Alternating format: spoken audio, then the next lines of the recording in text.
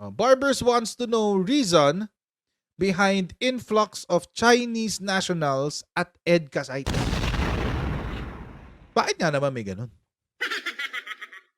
Surigao del Norte 2nd District Representative Robert H. Barbers wants to know why there's an influx of Chinese nationals in areas near all the Enhanced Defense Cooperation Agreement or EDCA sites and other major seaports and airports in the Philippines. Bakit nga naman ganun? Trojan horse na ba? Trojan horse? Nagpapanggap na negosyante, nagpapanggap na estudyante, nagpapanggap na kung ano, no? Tapos, nag-i-espiya na para sa China. Di ba ang ginagawa? Di natin alam. Sabi ni Barbers, why is there a surge in the presence of Chinese nationals in areas near all the Enhanced Defense or EDCA sites and other major seaports and airports in the Philippines? Ayun sabi niya. Dapat siguro alamin natin at imbestigahan ang BI kung ilang Chinese nationals na ba ang nasa loob ng ating bansa. Ano ang nature ng hawak nilang mga travel documents at kung saan saang parte ng bansa sila nakadeploy. Napakadami naman daw talaga kasi. Yung estudyante nga lang daw, 4,600. Sa Cagayan lang. 4,600 sa Cagayan lang? Ba't napakadami nyo dyan? Tapos Cagayan lang talaga. Alam nyo mga kutsero, hindi naman sa minamaliit natin ang Cagayan. Pero, ba't sa Cagayan? I mean, ba't hindi sa Manila? Andito yung mga high-end schools. Andito ang Ateneo, andito yung UP Diliman, andito yung UST, Lasal. Usually, di ba, kung hahanapin mo credentials, kung ikaw ay estudyante at ang balak mo talagang makakuha ng magandang credentials, hindi ka naman siguro mag-University of Cagayan para dyan. Di ba? I mean, hindi naman sa dinidiscriminate natin yung mga universities dyan sa Cagayan. I'm just trying to make a point. Bago tayo magpatuloy sa ating topic, tayo muna ay babate sa ating mga kaibigan sa Sendwave. Yan. Kung kayo ay nasa US, UK, Canada, Italy, France, Spain, Ireland, and Belgium, may pwede kayo magpadala sa Pilipinas nang wala pong remittance fees. Take note, gamit ang Sendwave. Ang gagawin nyo lang ay download ng Sendwave app, gawa kayo ng account, lagay nyo ba ang account details dyan. At pwede na kayong magpadala sa Pilipinas through GCash, Cash Pickup at iba't ibang mga bangko sa Pilipinas. At kapag ginamit nyo pa ang kayong promo code na Coach Jarrett, ayan o, Coach Jarrett, ay makakuha kayo ng karagdagan $20 free credit. Kaya gamitin na si Sendwave for all of your remittance needs. And hindi ko dinidiscriminate yung mga estudyante o mga graduates na galing sa probinsya. I'm not saying that. What I'm saying is this. If you are an international student, kung ikaw ay international student galing sa isang first world country at ang gusto mo ay makapag-aral sa isang high quality school, may pera ka naman eh. Gusto mo makapag-aral sa high quality school na may international recognition, pupunta ka talaga sa pinaka-rural place in the Philippines like Cagayan. It's weird. Hindi ko minamaliit ang academic capabilities ng mga students na graduate ng Cagayan or mga estudyante na galing Cagayan, etc. I'm thinking from the perspective of a legitimate international student. So imagine niyo, let's say ako ay isang international student, galing ako sa isang first world country tulad ng China. Anong matututunan ko sa University of Cagayan? Mas advanced pa yung mga napag-aralan ko dito sa China. That's my point. Kung ako ay isang lehitimong student. So it really doesn't make sense. Kaya nakapagsalita ng ganito si Barbers. Bakit sa mga EDCA sites? Kasi kung mapapansin niyo mga kotsero, majority ng bagong EDCA sites doon sa bandang area na yun Aurora, Cagayan. Nandoon banda eh. Not only that, Cagayan ang isa sa mga probinsyang malapit sa Luzon Strait. Luzon Strait yun yung dagat sa gitna ng Taiwan tsaka ng Pilipinas. Tapos babagsakan mo ng napakaraming Chinese dun.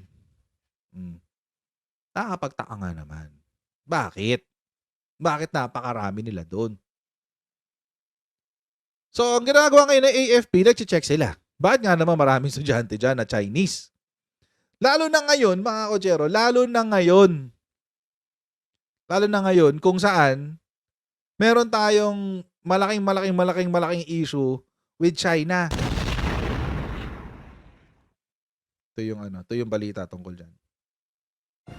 We are conducting our internal investigation on the veracity of these reports. Ano ba talaga yung pakay nila towards this influx of these numbers, no?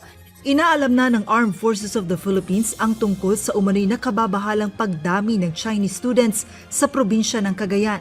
Nauna nang nagpahayag ng pagkaalarma si Surigao del Norte Representative Robert Ace Barbers sa anyay hindi maipaliwanag na pagdami ng mga Chinese na manggagawa, negosyante, turista at mga estudyante sa bansa. Tanong ng mambabatas, ano ang ginagawa ng malalaking bilang ng Chinese students sa mga lugar na malapit sa EDCA sites? Ayon sa AFP, nagsasagawa na sila ng investigasyon hinggil dito at kabilang sa kanilang inaalam ay kung ano ang talagang pakay ng mga Chinese students sa Cagayan. May ilan rin ang tila nagdududa lalo't malapit na rin anila ang Cagayan sa Taiwan. Pero syempre, it's not just within the bounds of the AFP, sir. So meron tayo dyan how they got in the Philippines in the first place, yung legality nung pagpasok nila dito sa bansa natin. Do they have the necessary papers? And sabi nga, estudyante to. So kung meron ba silang student visas that are required. So we are coordinating with the Bureau of Immigration, the DFA, and since students to, sir, no, pati yung CHED. Sa ngayon, hindi pa masabi ng AFP kung talagang nakaalarma para sa seguridad ng bansa ang sinasabing pagdami ng Chinese students sa Cagayan. Isa rin umano sa posibleng dahilan ng pagdami ng Chinese doon ay upang maipromote ang kanilang turismo. If we look at it at the security standpoint, no, kung ano po yung what will come out of our internal investigation, no, kung threat ba talaga ito. Because ang sabi ko nga, there's different facets to it. So it could be helping us in the economic side of things, but you know, look, our perspective is in the security side. So sa side po namin, rest assured po that the AFP will take this seriously, and of course, it's our mandate to protect the people and secure the state. Samantala, nilinaw naman ng security forces na nakabase sa Cagayan na walang banta sa national security ng Pilipinas ang presensya ng Chinese students sa probinsya. Sa isang pagpupulong kahapon na dinaluhan ng Philippine National Police, Philippine Army, Philippine Marines, National Bureau of Investigation at iba pang mga ahensya. Sinabi ni Police Colonel Julio Gorospe, Provincial Director ng Cagayan Police, na wala umano silang natatanggap o namomonitor na anumang reklamo na kinasasangkutan ng mga Chinese students doon. Sa panig naman ng 502nd Infantry Brigade, sinabi ng mga ito na batay sa kanilang intelligence report, ang New People's Army pa rin ang tinutugis ng sandatahang lakas sa probinsya ng Cagayan. Muli namang siniguro ng security forces sa probinsya ang kanilang patuloy na pakikipagtulungan sa gobyerno upang protektahan ang national security at mapanatili ang peace and order sa bansa. Joan Nano, UNTV News and Rescue. Actually, may sagot dyan si Governor Mamba. Panoorin natin ito. Iniimbestigahan ng sandatahang lakas ang umunoy dumaraming foreign students sa bansa. Sa Cagayan, ikinabahala ng 2 kongresista ang dami ng estudyanteng Chinese na mahigit 4,000 umano sa isang universidad pa lang. Ang tugon ng Kapitolyo at CHED sa pagtutok ni Oscar Oida. Nais pa imbestigahan sa Kamara ng 2 kongresista mula sa Cagayan Valley ang anilay pagdami ng mga Chinese students na nag-enroll sa Tuguegarao City sa Sobrang Cagayan. dami. Sa kanilang magkahiwalay na resolusyon, 4,600. naghayag ng pagkabahala sina Cagayan 3rd District Representative Joseph Lara at Isabela 6th District Representative Faustino Ino D. sa posibleng panganib sa pambansang seguridad at ekonomiya. Sa isang panayam sa DZWB, sinabi ni Lara na nakatanggap daw siya ng mga report mula sa kanyang constituents tungkol sa 4,600 Chinese na nag-aaral sa isang universidad. It's not a question po na against po tayo, mga foreign student. Ang iniisip lang natin, bakit all of a sudden, yung influx Correct. nga po ng mga Chinese student dito, at isang Bigla-bigla pinapangamba po ng bawat isa sa amin dito, considering na meron pong issue tayo ngayon sa bansang China. Nasa Cagayan ang dalawa sa bagong EDCA sites bilang bahagi ng kasunduan sa Amerika. At isa rin ito sa mga lalawigang malapit sa Taiwan na may tensyon ngayon sa China. Sa idinaos sa forum ng Higher Education Institution sa Cagayan, itinanggi ni Cagayan Governor Manuel Mamba ang sinabi ng mga kongresista at sinabing mahigit 400 lamang ang Chinese students doon. Ayon daw sa report na ibinigay sa kanya ng CHED Region 2. Hindi rin daw niya nakikitang banta ito sa national security ng bansa. Siyempre, do not tuta ka see ng China eh. anything. But that is not for me to say because we have security agencies. As far as I know, there was never a mention of the threat of the Chinese students' presence here. Since I became ARPO and now PPOC, head of our province. Sinabi ng kinatawan ng Commission on Higher Education sa lugar na dumaan daw sa maigpit na proseso at guidelines ang mga paaralan sa kanilang pagtanggap sa foreign students. This Joint Memorandum Order Number 1, Series of 2017. This is entitled Consolidated Implementing Guidelines on the Entry and Stay of Foreign Students in the Philippines pursuant to the Executive Order Number 285, Series of 2000. So it is embedded in these guidelines all the qualifications, eligibility of higher education institutions to become authorized to accept foreign students. It's not responsive to Kinumpirma the naman question. ng Bureau of Wait. Immigration. Yung sinabi ni Ched, hindi naman responsive dun sa tanong. Ang tanong is bakit mas maraming Chinese? Hindi naman sinabing kung bakit maraming foreign students eh. Ang tanong is bakit maraming Chinese foreign students? Of course, may guidelines kayo sa pag-accept ng foreign students. Given na yan. Matik na yan. Pero bakit mayroong mas maraming volume ng Chinese students? Hindi naman talaga pinagbabawal na magkaroon tayo dito ng ng foreign students eh. Dito lang sa Pilipinas, dito lang sa Manila, napakaraming Korean students eh. Dito lang sa Manila, napakaraming Korean. Si BF Paranaque, Koreatown, o si BF Paranaque, Koreatown, o napakaraming Koreano. Kaso, it makes sense. Kumbaga, nagki-click siya, it makes sense. Bakit? Kasi, number one, nasa Manila. Nandito yung mga high-end na eskwelahan. Again, without discriminating the graduates of the schools in Cagayan, why Cagayan? If you're a foreign student, why Cagayan? It doesn't make sense. And even then, mga kotsero, let's say, aamin bang espiya yung mga yan? Hindi naman aamin yung mga yan eh. Natural, kung meron kayong rules, sabi kasi ni Ched, we have stringent requirements for foreigners. Natural, kung gusto nilang maging espiya, they will make sure na ang dokumento nila ay regular. Espiya nga eh. Saan ka nakakita ng espiya na pagdududahan mo? Walang ganon. Tuloy natin. Na napansin nga nila ang pagdami ng mga foreign students sa bansa. Nakita po natin na may bahagyang pagtaas talaga ng bilang ng mga estudyante, not just in Cagayan area, but all over the Philippines after the pandemic. Marami po sa kanilang itinuloy po ang kanilang pag-aaral dito sa Pilipinas. Ayon sa Bureau of Immigration, mga lehitimong estudyante daw ang mga ito, base na rin sa kanilang mga endorsement mula sa kanilang paaralan at CHED. We receive reports naman po from the school.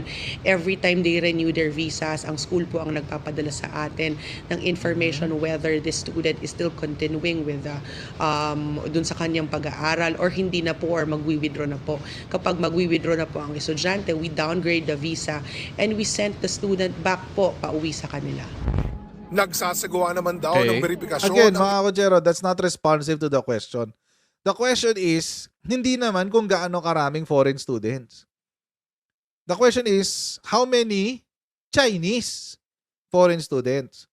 And in those Chinese foreign students, how many are those are located in areas where there are EDCA sites? Yun yung tanong kasi dyan. Hindi yung kung gaano karaming foreign students. Ang tanong ay, gaano karami yung foreign students sa Chinese? At kung gaano karami yung mga yon, ilan sa kanila ang naka-enroll sa mga lugar kung saan may EDCA sites? Huwag nyo naman tayo. Huwag nyo naman kaming paikutin. Dinadaan nyo kami sa pagiging vague ng mga sagot nyo eh. Hindi naman yun yung hinahanap naming sagot. At saka ulitin ko lang yung sinabi ko kanina. Sabi kasi ni Bureau of Immigration, nagbibigay daw ng requirements yung mga eskwelahan nila, yung mga pinag-e-enrollan nila. Natural magbibigay sila ng requirements. Sino ba namang espiya ang magpapa-obvious na hindi siya espiya, na espiya siya pala?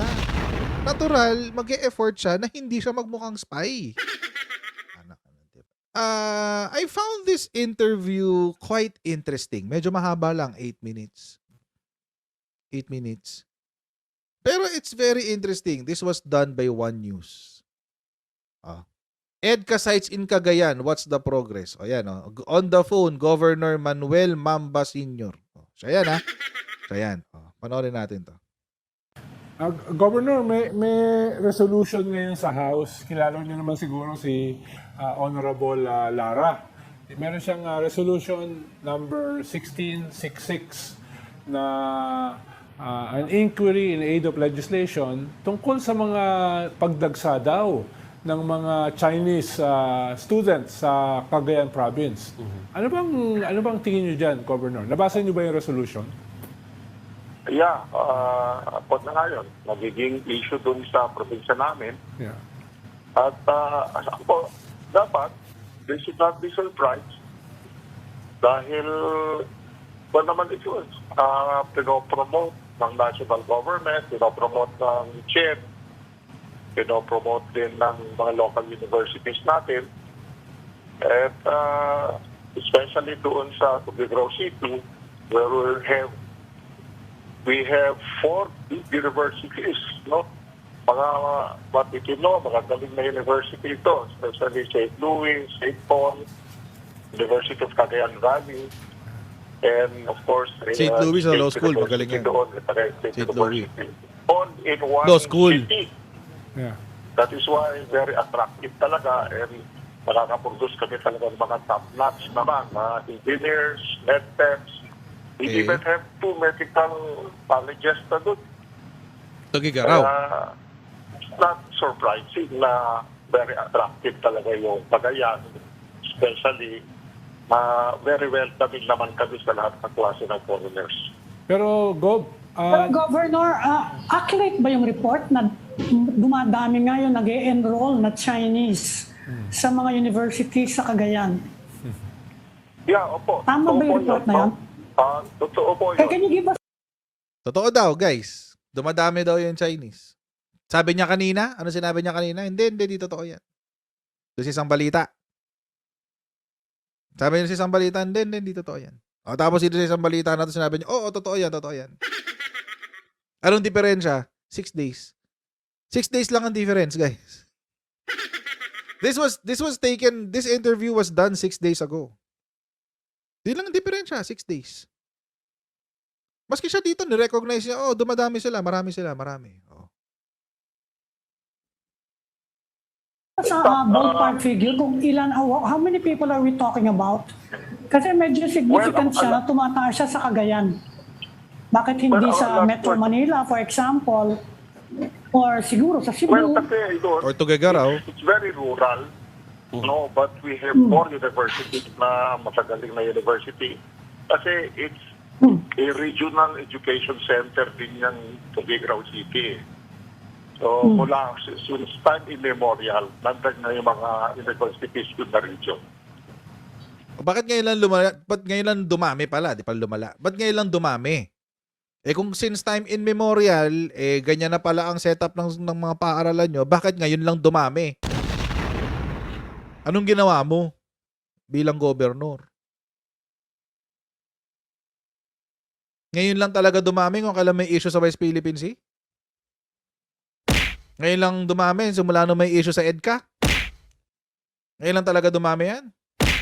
Ay, questionable yan. So totoo nga, Governor, na dumadami yung mga estudyante. Can you give us some figures? Tsaka kailan nag-uumpisa nang napansin ng mga tao na medyo dumadami yung enrollment ng Chinese students?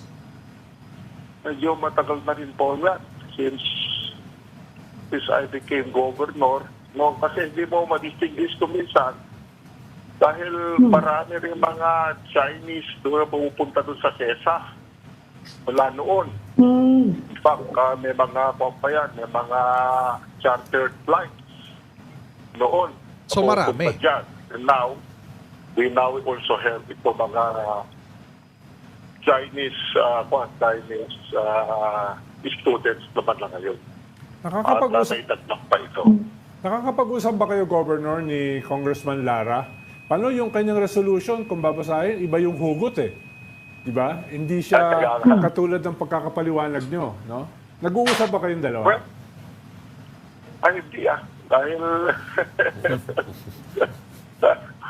alam mo yan, Ronald, natalong mayor yan ng Tugigraw, tinulungan ko as congressman at nanalo naman. At wala kang gastos-gastos siya sa taon ko. And then suddenly, ato na yung kalaman. Kasi maraming pera, contractor. And I was also surprised that karoon din ng mga investigations sa akin. Ma'am Ami, meron kang follow-up. That's really interesting to note. Yung pagdami ng Hindi po kayo estudyante. nag-aalala, Governor, na kung totoo man na tumataas yung dami ng estudyante, and maybe siguro mga businessmen ba, tumataas in your province, is it any cause for concern for you na bakit Cagayan ang pinipili nila? Na hindi naman siguro just purely coincidence na EDCA site yan. Di ba? Pinagtatawanan lang siya ng mga angkor. Well, ma'am, I have always been, since naging governor ako, ay sinasabi ko na let us look northward. Kasi I see China and our neighboring province and neighboring countries north sa amin as the biggest economic tigers now in Asia and in the world. And they have created yung pinakamalaking middle class. Wala akong kami mapagbentahan ng mga produkto namin. And we have always been, since time immemorial, connected po sa mga ito. Kaya, mula noon, sabi ko, let's move northward, let us connect northward. Yun po let us reopen the Toto of Paris, let us come up with an international airport. Dahil we have to be connected to them since we've been connected to them historically.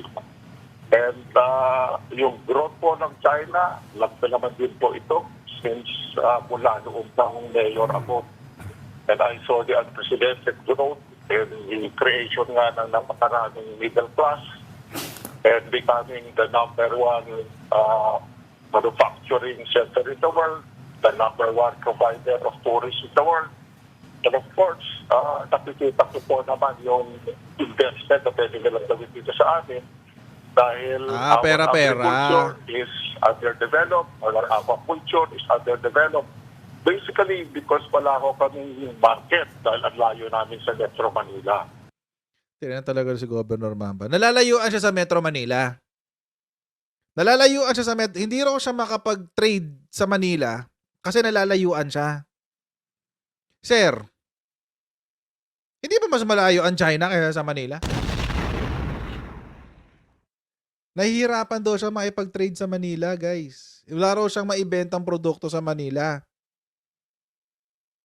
Sa China na ibebenta mo yung produkto mo? Talaga? Nakakabwisit. Nakakabwisit yung yung logic dito ni Governor, ha? Hindi ko gusto. So nakikita ko pa natin ito from the very start. And that is why, nung dumadami sila, I felt that nagre-respond lang sila nakikita nila sa Cagayan. Which is, Pero Governor, on the other hand, Sites. meron nagre-respond lang daw sila sa nakikita nila sa Cagayan, which is EDCA sites. Wisit. Promise. Anyway. yung mga recent developments, not so recent actually, the past few years, na yun naman nagkakaroon tayo ng tension with China over the West Philippine Sea. Hindi po ba na-modify yung view ninyo?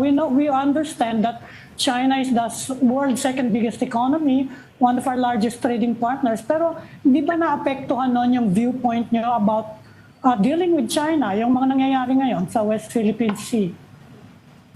Well, wala ko kaming ganun kasi doon. wala ko kaming sanctions, wala ko kaming distorbo doon eh. We have always maintained a good relationship with them. And the local Chinese, ang dami ko namin yung local Chinese kasi doon. Dahil doon naman pumasok ang Chinese. In fact, yung mga ibang titans dito sa Cagayan, sa Metro Manila, came from our province or even married Chinese from our province. That is why, hindi ko nakakapagtaka sa amin, very welcome kami sa mga Chinese. Ano daw? Hindi ko na, it doesn't make sense. Hindi ko naintindihan yung sinabi sa huli ni Governor Mamba, yung tinanong siya, hindi ba nagbago yung mindset mo dahil sa West Philippine Sea? Hindi, kasi pinapakasalan ng mga Titan sa Maynila yung mga tao namin sa Cagayan eh. Ha? Anong connect? Anong connect nun, sir? Anong connect nun? Anong connect nun, sir? Anong connect nung pagpapakasal ng mga negosyante sa Maynila sa mga Chinese dyan sa Cagayan? I'm not sure how true this news is. I'm not sure. Nagbabasa lang ako ng balita. Pero yung mga Chinese students daw, yung iba ron Chinese students are not there to study. Some Chinese students in Cagayan allegedly pay 2 million to get degrees. Sabi, Chester Cabalza, a University of the Philippines professor and a native of the province which faces Taiwan, made the revelation on Wednesday. Kanina lang. His statement came amid worries about Chinese students' presence in the area given that there are now 2 Filipino military stations in Cagayan where American troops have been given access. It seems that Chinese students in Cagayan universities and colleges are said to have been paying 2 million to obtain degrees. Yun ang sinabi niya ni Cabalza sa Inquirer. According to reports, many of the students are not attending classes. Grabe. Cabalza suspects the institutions that give college education or master's degrees to the students are being used as milking cows.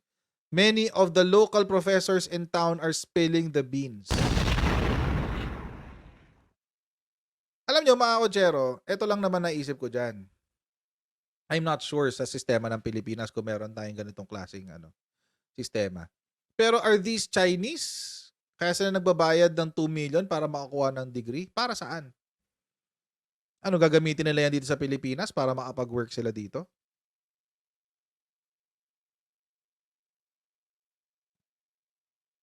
Paano po ba mag-apply dyan?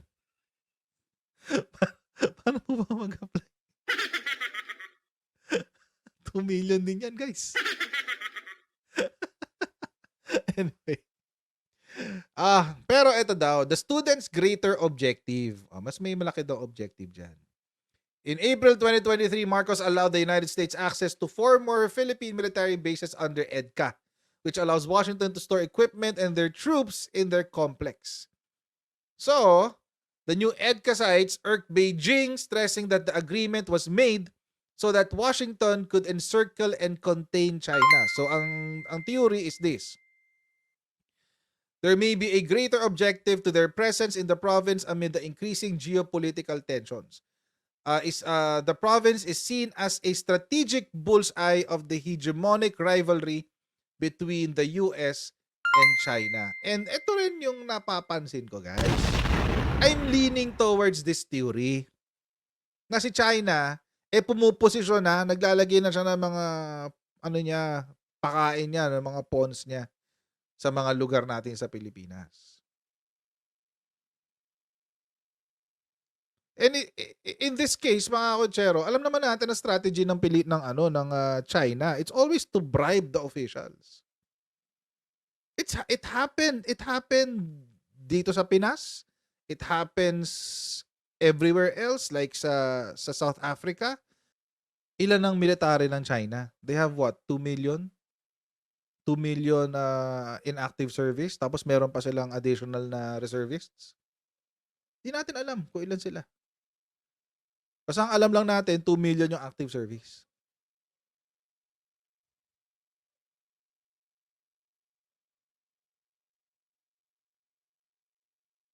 Tapos chill-chill lang si ano. Hindi, ano lang kasi yan. Kasi baka may nakita sila sa Cagayan. Baka dito nila talaga gustong mag-ano. Kasi may nakita sila sa Cagayan.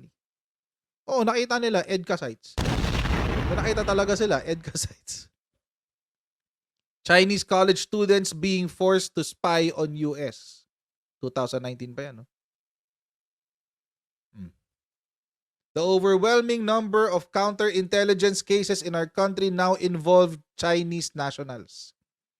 The Chinese spy services are literally threatening Chinese families. If your son or daughter does not come back with intellectual property, you, the family will be put to jeopardy. Chinese university students in the United States are increasingly being pressured to act as pawns in the ever-expanding espionage war that Beijing is running against Washington and its allies. Sa US yan. Baka sabihin nyo, tuta ng ano. China's army of spies horrifies Germany. Report cautions against massive influx of Chinese students. Giving out the usual caveat, syempre, not every Chinese student is a spy. Okay. Ano sinasabi nila? They are particularly concerned about the grants awarded by the state-run China Scholarship Council. Around 5,000 undergrad and graduate students have been sent to Germany under the program. As part of the conditions, the participants must declare their allegiance to China and the Communist Party in writing, stay in regular contact with the embassy, and follow any instructions they receive. Sa China Scholarship Council yan. Paano kapag inutos? Pumunta ka sa base militar. Kumuha ka ng intel. Nakasulat Nasa papeles daw yun ng China Scholarship Council. Yun daw yung nakasulat. They can also be required to provide information about the Chinese community in exile, dissidents, and minorities like the Uyghurs.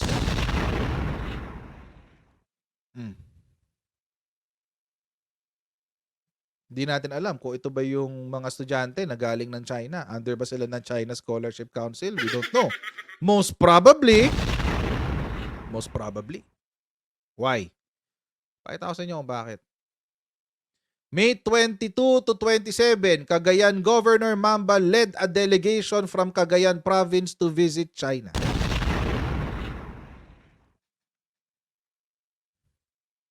Consulate of the People's Republic of China in Lawag. Sa Ilocos Norte. Nakakapagduda kasi talaga. Bakit nga naman kasi napakarami sa isang lugar lang? Tapos yung lugar na yun, nandoon yung dalawa doon sa 4 na EDCA sites. Tapos yung dalawa, doon sa 4 na EDCA sites, ito pa yung lugar na to, ito yung malapit sa Taiwan. Please don't forget to like, share, and subscribe, and I'll see all of you next time sa ating next Go Giant Live. God bless you and see you next time, guys. Bye! Bye. See you. Bye.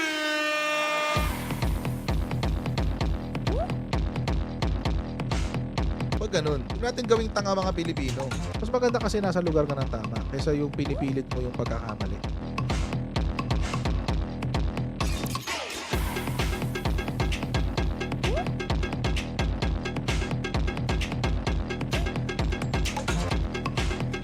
Are they willing to go that far? Hindi makakalimutan ng Pilipino yan hanggat di nasasagot niya.